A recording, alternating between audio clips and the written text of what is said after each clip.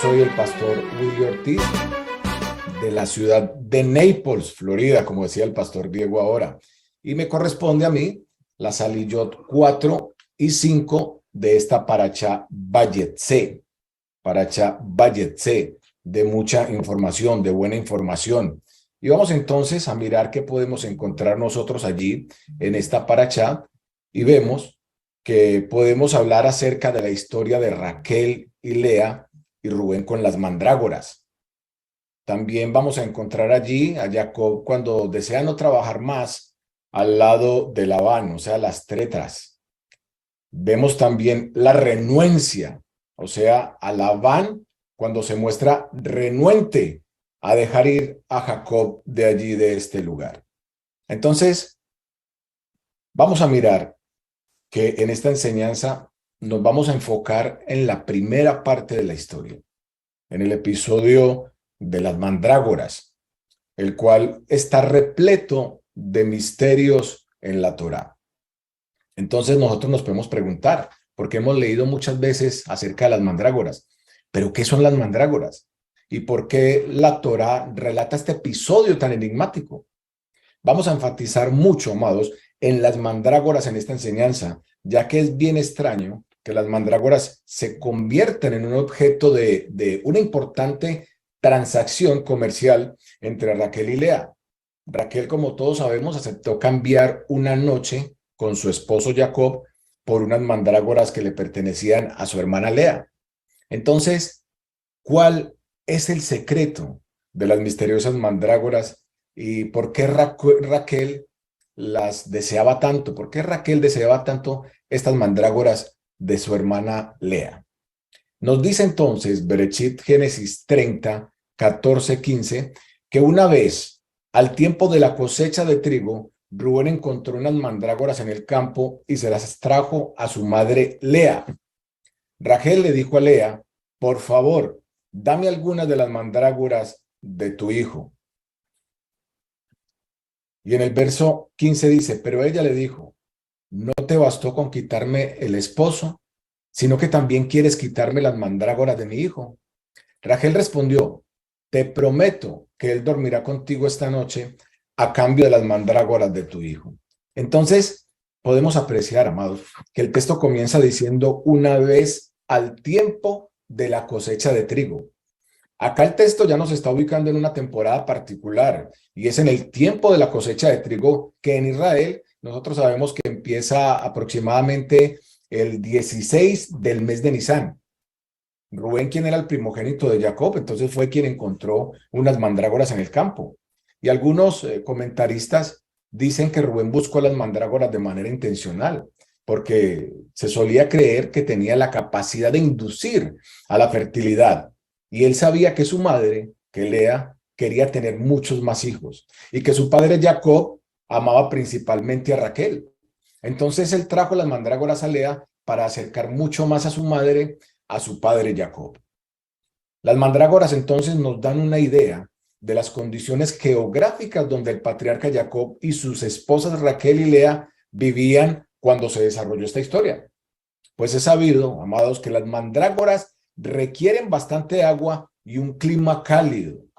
Y esta plantica no tolera bien la sequía, por lo que crece en las facilidades, en los bordes de los caminos o en las márgenes de los ríos o en las zonas pantagosas, en las zonas cenagosas. Allí crecen. Vamos a ver entonces que la palabra hebrea para mandrágora es dudaim, dudaim. Y la palabra hebrea dudaim comparte la misma raíz que dot, que es la palabra hebrea para amor o para amado. Y muchas personas, por lo mismo, han llamado los dudaim o las mandrágoras, las han llamado como la fruta del amor. La mandrágora entonces, o el dudaim, es una planta perenne. No es demasiado alta, mide aproximadamente como unos 30 centímetros. Sin embargo, la raíz sí puede alcanzar más de 1 metro de longitud. La mandrágora entonces es un género de planta de la familia de las solanáceas. Vamos a mirarla aquí.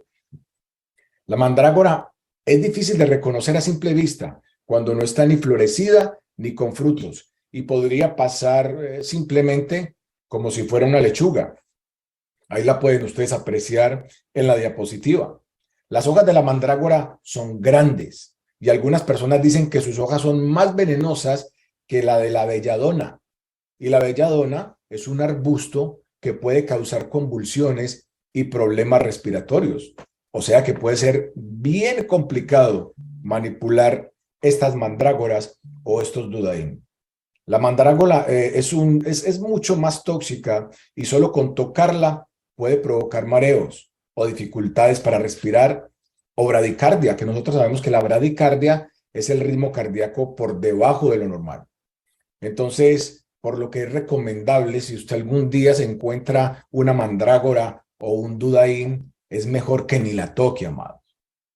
Cada que nosotros leamos, acostumbrémonos a hacernos la pregunta o hacerle preguntas al mismo texto. Es un buen ejercicio para nosotros escudriñar las escrituras. ¿Por qué? Porque nos preguntamos entonces, ¿cómo es que Rubén, siendo tan solo un niño en esta época, estaba manipulando esta planta tan tóxica? ¿Cómo es que su madre se lo permitía? ¿O será que de pronto ellos tenían conocimiento de la toxicidad y el niño estaba bien entrenado y acostumbrado a hacer la recolección de esos frutos? ¿Verdad? Nos podríamos preguntar eso. Lo que nosotros sí sabemos es que la grandeza de este acto está representada en la bandera de Rubén. Está representada en la bandera de Rubén en forma de una imagen de mandrágora o de dudaín. Vamos a mirarlo. Aquí podemos apreciar en esta diapositiva la mandrágora como estandarte en la bandera de Rubén. ¿Será coincidencia? Continuemos entonces, amados, describiendo más de los dudaín o mandrágoras. Las flores de estas son de color violeta, pálido, blancas o muchas veces azules oscuras y tienen un olor muy agradable. Mire, des en cuenta ustedes que una planta de estas tan venenosa y tiene un olor muy agradable. Vamos a mirar entonces qué nos dice Cantar de los Cantares 7:14, o en algunas versiones corresponde al verso 13, y encontramos evidencia de que los dudaín o las mandrágoras son flores con un muy buen aroma. Dice Cantar de los Cantares 7:13 que las mandrágoras ya despiden su fragancia. Nuestras puertas hay y a nuestras puertas hay toda clase de frutas selectas, tanto frescas como secas, que he guardado para ti, oh amado mío. Entonces vemos que esta planta también expedía un olor agradable para nosotros, para el sistema.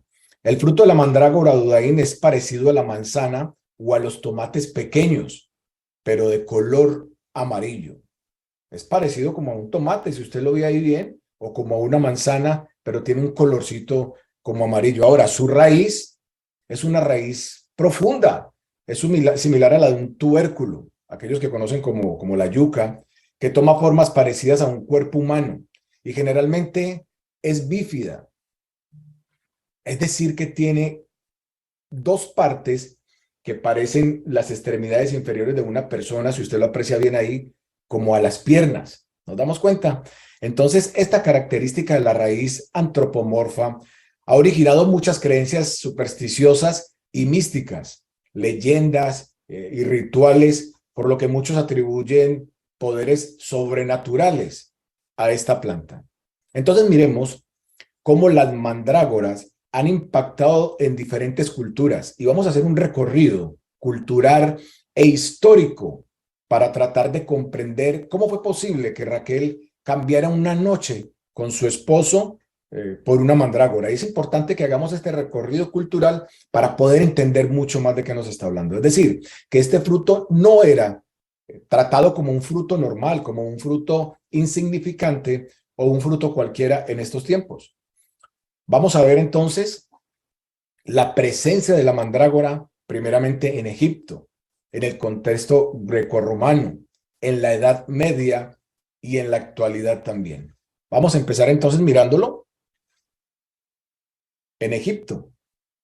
La atención por la mandrágora recayó casi siempre en su fruto, en Egipto, al que se le adjudicaron propiedades afrodisíacas. En Egipto las mandrágoras eran cultivadas por élites o personas con poder adquisitivo, que eran los que podían asegurar una buena irrigación para esta planta. Y eso es lo que se puede apreciar en las pinturas y murales de las tumbas, por ejemplo, del escultor Ipuy y del gobernador de Tebas. En Egipto entonces ponían juntamente la mandrágora con la flor de loto para aludir a la fertilidad, y encontramos ornamentos con bayas de mandrágoras en el pectoral que llevaba Nefertiti, así como en los pectorales que portaba también Tutankamón en sus distintas representaciones, porque eran muchas.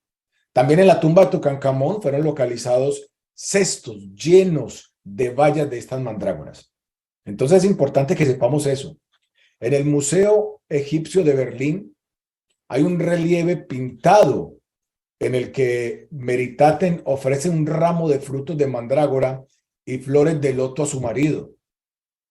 El faraón Esmenkar, ese era el marido. La mandrágora se utilizó como sedante y alucinógeno en Egipto, tal y como aparece en el papiro Leiden, donde se incluyó un preparado de mandrágora y vino que servía para inducir el sueño. Sin embargo, parece que el uso afrodisíaco superó el valor psicoactivo de esa planta. Eso con respecto a lo de Egipto, ¿verdad? Ahora vamos y pasemos al contexto grecorromano. Miremos que la toxicidad y el poder sedante de la planta estuvieron muy presentes en los autores griegos Hipócrates en el siglo V. Por ejemplo, Hipócrates fue quien previno que la ingesta excesiva podía provocar locura. En Grecia, el interés por la mandrágora fue por su efecto sedante, pero en Roma, el interés por el fruto de la mandrágora estuvo bien asociado con Afrodita, es decir, que su interés fue más afrodisíaco. Perdón, si atendemos entonces a las fuentes escritas, la planta servía para regular la menstruación también, para favorecer la fertilidad e inclusive provocar algunos abortos. Y en el contexto grecorromano, las mandrágoras no dejan presencia artística en algún lugar. No se han encontrado imágenes, dibujos o iconografía que haga referencia de la dicha planta, de la planta de las mandrágoras. Sin embargo, amados, los papiros considerados como fuentes escritas nos indican que sus propiedades ginecológicas y anestésicas estuvieron presentes entre los griegos y entre los romanos. Vamos entonces ahora a analizarlo desde el punto de vista, continuando este recorrido, en la Edad Media. En la Edad Media, los magos de la Edad Media llegaron a adorar la mandrágora como si se tratara de un dios, de una deidad. En ilustraciones antiguas de la mandrágora es frecuente encontrar un perro atado junto a ella, y esto es simplemente y nada más por superstición. Miremos un relato, quiero que miremos este relato de la época romana acerca de la mandrágora.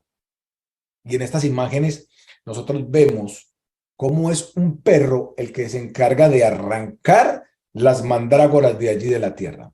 El texto dice: el hombre debe guardarse de extraerla él mismo, pues su vida peligraría. Por eso hay que atar un perro negro a la parte superior de la planta y azuzarlo hasta que la planta surja de la tierra y se yerga. En ese preciso instante, la planta de figura humana proferirá un horrísono grito y el perro caerá muerto al instante. Para sobrevivir, el buscador de la mandrágora deberá tomar la precaución de taparse bien los oídos con cera. Y lo curioso, amados, es que a este grito hace referencia Shakespeare en la famosa obra de Romeo y Julieta, que yo sé que todos la conocemos, cuando dice: ¡ay, ay! ¿Cómo es posible que al despertarme de improviso no enloquezca ante tan espeluznante horror y emanaciones tan pestilentes, y entre unos chillidos semejantes a los de las mandrágoras, al ser arrancadas de la tierra, que hacen perder el juicio a los mortales que los escuchan. Miren, yo al final, amados de esta enseñanza, voy a dejarles unas referencias de donde tomamos la información para esta enseñanza, ¿sí? Vamos a mirar entonces para otras mandrágoras en el amuleto con la brujería, porque la brujería en ese tiempo traía al propietario mucho dinero, pero también ruina y mala suerte, no solamente para él, sino para toda su casa y para toda su familia. Entonces nosotros es bueno que también miremos estas mandrágoras o dudaín en la actualidad, porque en la actualidad, cuando nosotros lo traemos en la actualidad, también lo podemos ver. En nuestros días estas leyendas y supersticiones sobre la raíz de las mandrágoras no han sido la excepción, amados. Y nosotros sabemos que las mandrágoras han llegado a la televisión en novelas como Laura Gallego en el 2003 y películas como Harry Potter, donde se apoyan de los conjuros, los rituales y las brujerías.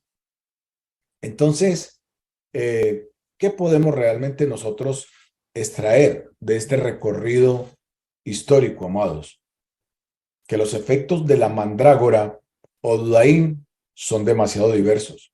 Los dudaín producen un efecto de extrema relajación, actúan como narcótico y antiguamente fue usado como medicina cuando se realizaban intervenciones quirúrgicas menores. Dioscórides, en su obra de Materia Médica, que fue escrita en el año 65 y precursora de la farmacología moderna, describía cómo usaba el vino de las mandrágoras como anestésico. Y la fuente de esto, amados, lo pueden encontrar en el folio 90 del manuscrito de Materia Médica de Dioscórides. Entonces, sabemos que son abundantes en alcaloides. Y recordemos que los alcaloides tienen una acción fisiológica importante aún estando en bajas dosis. La nicotina es un alcaloide abundante en la planta, por ejemplo, del tabaco. La raíz de la mandrágora contiene alcaloides muy tóxicos como la escopolamina, la antropina, la escopina y la iosiamina. Por tanto, su consumo efectivamente tiene efectos alucinógenos y narcóticos. Los indios americanos, por ejemplo, utilizaron la raíz como un laxante fuerte para tratar con gusanos, parásitos e inducir el vómito, y la aplicaban tópicamente por las propiedades antisépticas y calmantes del dolor. Sin embargo, en dosis elevadas provoca estados alterados de conciencia como alucinaciones, delirios e incluso puede provocar hasta la muerte. Entonces, regresando, amados, a la historia en la Torá, regresando a la historia de las mandrágoras con Raquel, con Rubén y con Lea, vemos que la Torá menciona las mandrágoras cuando Rubén las encontró en el campo y se las llevó a su madre. Cuando Raquel preguntó por algunos de ellos, Lea reaccionó con molestia y la regañó. Después de que Raquel la hubo apaciguado un poco y le ofreció una noche con Jacob como intercambio, entonces Lea le dio todas las mandrágoras a Raquel por este cambio. Pero si las mandrágoras se asociaban con la fertilidad, entonces sería que Raquel pensó o pensaría en sacrificar la recompensa a corto plazo de pasar la noche con su esposo y se enfocaría más bien en las mandrágoras para ganarse la recompensa a largo plazo de tener hijos. Podría ser una posibilidad, ¿cierto? Entonces, una vez más, nosotros podemos ver el intercambio de algo importante por un alimento aquí. Ya la Torá nos había mostrado con otros personajes como en el intercambio de comidas, como el que hicieron Esab y Jacob del cambio de la primogenitura por un plato de lentejas. Una interpretación pudiera ser que Raquel, todo lo que importaba era dar placer a los demás sin tomarlo para sí misma. Le importaba más el resultado a largo plazo que la gratificación instantánea. Lea entonces, por su parte, aceptó el intercambio. ¿Y qué pasó con Lea? Logró concebir más hijos. Lea, no Raquel.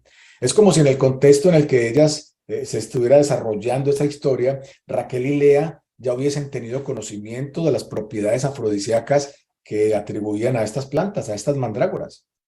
Y esto explica la extraña reacción de Lea entonces. Por ejemplo, en Bereshit, en Génesis 30:15, dice, no te bastó con quitarme el esposo, sino que también quieres quitarme las mandrágoras de mi hijo. Ella pudo haber querido decir, no es suficiente que Jacob haya establecido su morada contigo y esté siempre contigo. Ahora también quieres quitarme el dudaín, las mandrágoras de mi hijo, que gané para que ganes más amor con Jacob. Y lo más interesante aquí es que quien quedó en embarazo no fue Raquel, la que comió las mandrágoras, sino Lea. Y déjenme decirles que esto es una evidencia, amados, suficiente y un mensaje directo del Todopoderoso que nos dice lo importante, que no son las mandrágoras las que hacen a una persona fértil. El Eterno mismo es quien hace a las mujeres fértiles y no unas mandrágoras, amados. Entonces, dése cuenta que tuvieron que pasar 2 años después de que todo esto para que Raquel quedara en embarazo, por lo que no podríamos entonces en ningún momento atribuirle la fertilidad al haber comido las mandrágoras. Si nosotros asumimos que Raquel deseaba los dudaim, las mandrágoras, debido a sus posibles efectos sobre la fertilidad, entonces desperdició su esfuerzo en adquirirlos y desperdició su noche con Jacob, ya que esas mandrágoras, como nosotros podemos ver, no la dejaron embarazada a ella. Más bien hubo un efecto contrario con Lea, que fue la que se acostó con Jacob. Por otro lado, entonces Lea, que terminó sin ninguno de los dudaim, sin ninguna de las mandrágoras, quedó embarazada de su quinto y su sexto hijo y dio a luz, nosotros sabemos, a Isacar y a Zebulón. Y en este punto, amados, vale la pena entonces aclarar que los dudaim o mandrágoras no tienen ningún poder mágico para tener hijos, al igual que el etrog y el lulab. Y quiero que pongan atención, amados, al igual que el etrog y el lulab que se utilicen en la fiesta de Sukkot, tampoco tienen el poder de dar el milagro de la vida. Eso se llama simplemente agüeros y supersticiones, porque ni la mandrágora ni el etrog producen el regalo de los hijos, ya que los hijos son y única exclusivamente provisión ¿de quién? Provisión del Eterno. Miremos qué nos dice el Salmo 27:3. Los hijos son la provisión de Yahweh, el fruto del vientre es su recompensa. Los hijos son la herencia de Yahweh, amados. Si nosotros seguimos leyendo Génesis 30, 17, 18, dice, Elohim oyó a Lea y ésta concibió y le dio el quinto hijo. Analicemos que fue Elohim quien oyó a Lea y fue el Eterno quien le permitió concebir. No fueron las mandrágoras en ningún momento. Y Lea dijo, Elohim me ha dado mi recompensa. Escuche bien, Elohim me ha dado mi recompensa. No las mandrágoras me dieron la recompensa por haber dado a mi criada, a mi esposo. Por eso lo llamó Isacar, que quiere decir recompensa. ¿Y qué era lo que decía el Salmo 127:3? Que los hijos son la provisión de Yahweh y el fruto del vientre es su recompensa. Por eso Bereshit 30 en los versos 19 y 20, Lea continúa dejándonos ver que los hijos son un regalo de Yahweh. Miren, cuando Lea concibió otra vez, le dio a Jacob un sexto hijo y Lea dijo, Elohim me ha dado un regalo selecto. Elohim me ha dado un regalo selecto. Esta vez mi esposo me exaltará porque le he dado 6 hijos. Así que lo llamó Zebulón. Regalo. Zebulón es regalo. Entonces, en estos 2 versos que aparecen en las mandrágoras en el Tanaj, giran en torno a una historia de pareja, de la fertilidad y la sexualidad. Estos versos son Bereshit, Génesis 30, 14, 15, que es la historia que estamos nosotros estudiando en estos momentos, y la otra está en Cantar de los Cantares, 7, 14, donde encontraremos la referencia de la mandrágora en medio de un lenguaje de insinuación por parte de la pareja. Entonces, si bien familia, si bien las mandrágoras tenían propiedades afrodisíacas o aparecen descritos en escenas de pareja, nos queda claro que no son las mandrágoras las que hacen el milagro de los hijos. Vamos a mirar un ejemplo desde un contexto actual. Vamos a ponerlo en perspectiva. Sabemos que muchas escenas románticas de hoy en día para las parejas van acompañadas de algunos pétalos de rosas rojas y nos ponemos románticos y ponemos los pétalos rojos desde la entrada hasta la cama, todo esto para cortejar a nuestras esposas, ¿verdad? Y no vamos en ningún momento a atribuirle las propiedades mágicas de fertilidad a los pétalos de rosas. Nosotros sabemos que el embarazo fue un regalo de Yahweh.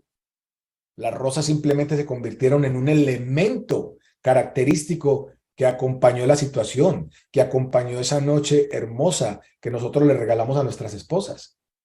Entonces, tal vez, el efecto de las mandrágoras o dudaín puede ser su capacidad para aumentar la libido y el deseo sexual como una especie de droga de éxtasis natural, ¿cierto? Tal vez, pero nosotros tenemos que tener claro que los hijos vienen de parte del Eterno. Entonces, amados, como conclusión, nosotros podemos reconocer o reconocemos que las mandrágoras tienen propiedades psicoactivas, sedantes y afrodisíacas, pero que esto no hace que sean plantas mágicas con poderes para recibir el milagro de la vida. Eso es otra cosa, el cual es única y exclusivamente el milagro de la vida otorgado por el Eterno, por nadie más. Amén. Quiero dejarle entonces, amados, aquí algunas referencias de donde tomé la información para que ustedes puedan analizarlo o aquel que quiera entrar más en detalle y estudiar mucho más. Gracias a todos, que el Eterno les continúe bendiciendo. Shalom, shalom.